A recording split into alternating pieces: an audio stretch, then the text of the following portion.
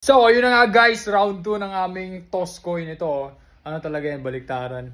Heads and tails. So, ngayon yung challenge naman namin kung sino matatalo siya yung maglalaba. Medyo madami naming labahin. Come on, Lord! Come on, Lord! Pagbigyan mo naman ako! Ready? Basahin damit mo. Ready? Okay, mga game. Tails ka pa din, heads pa rin ako. Game!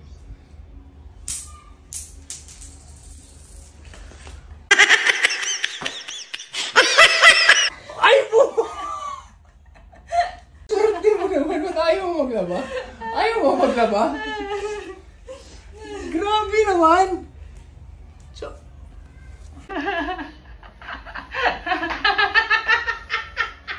Ano ba yun? Alright! 2-0 ako guys. 2-0. Sure ka ba sa mga game mo? Sure. Tomorrow is another day. Nandaan mo. Yeah. Ha? Alam yan. Magsaya ka.